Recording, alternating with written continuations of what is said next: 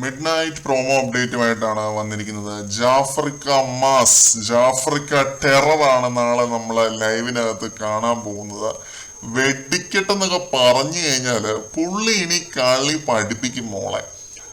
എന്താണെന്ന് individual game എന്ന് പഠിപ്പിക്കും ഈ 70ാമത്തെ ദിവസം ജാസ്മിനെ. അത് ഉറപ്പാണ്, അത് എഴുതി വെച്ചോ. വാപ്പ പഠിപ്പിച്ചു തരുന്നത് കേട്ടിട്ടെങ്കിലും ജാസ്മിൻ ഒന്ന് നന്നായാൽ മതിയായിരുന്നു. എനിക്ക് വലിയ പ്രതീക്ഷയൊന്നുമില്ല. നമുക്ക് പ്രോമോയിലേക്ക് വരാം. ചുളമടിച്ച് കറങ്ങി നടക്കും ആ പാട്ടിന് ഡാൻസ് കളിച്ചുകൊണ്ട് നിൽക്കുകയാണ് എല്ലാവരും. എന്ന് വെച്ചാൽ 8 മണി നേരത്തെ തന്നെ ജാഫ്രിക്കയും ജാസ്മിന്റെ ഉമ്മയും ഹൗസിനകത്തേക്ക് കയറും.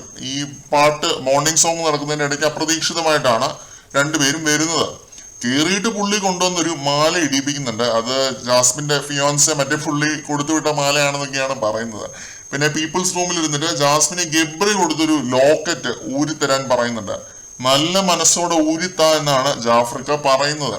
അതുപോലെ ഗബ്രിയുടെ ഫോട്ടോ അവനെ കൈ കിട്ടിയ ഇടിച്ച് പഞ്ഞിക്കിടും എന്നും കൂടിയേ പുള്ളി പറയാനുള്ളൂ എന്ന് തോന്നുന്നു. അത്രയ്ക്കും കലിപ്പിലാണ് പുള്ളി. ഒരു അച്ഛന്റെ രോദനം എന്നൊക്കെ പറഞ്ഞു വേണമെങ്കിൽ കളിയാക്കാം.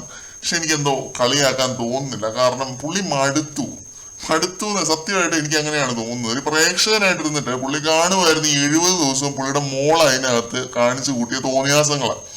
പ്രേക്ഷകർക്ക് തോന്നിയതേ സ്വാഭാവികമായിട്ട് പുള്ളിക്കും തോന്നത്തുള്ളൂ. അല്ലാതെ മോളൂസെ സുഖമാണോ, എന്താണ്, ഹാപ്പിയാണോ എന്നൊക്കെ ചോദിച്ച് കുശല അന്വേഷിച്ച് വേറെ പലരെയും പോലെ തിരിച്ചു പോകാൻ ജാഫ്രിക്കയെ കൊണ്ട് പറ്റില്ല. കാരണം ആ രീതിയിലുള്ള വിവാദങ്ങളും ആ രീതിയിലുള്ള സൈബർ ബുള്ളിങ്ങുമാണ് ജാസ്മിൻ നേരിട്ടിട്ടുള്ളത്. അതിന് കാരണങ്ങളുണ്ട്. ഗബ്രി അവിടെ ഉണ്ടായിരുന്നെങ്കിൽ ഡ്രാമയുടെ പീക്ക് ലെവലിൽ നമുക്ക് കാണാമായിരുന്നു. ഗബ്രിക്ക് ക്ലാരിറ്റി ഇല്ല എന്ന് പറയുന്നു, ജാഫ്രിക്ക പഞ്ഞിക്കിടുന്നു ഗബ്രിയെ, അങ്ങനെ കുറെ ഡ്രാമ പരിപാടികൾ കാണാമായിരുന്നു. പക്ഷെ എന്തോ ഭാഗ്യത്തിന് ഗബ്രി എവിക്റ്റ് ആയിപ്പോയി.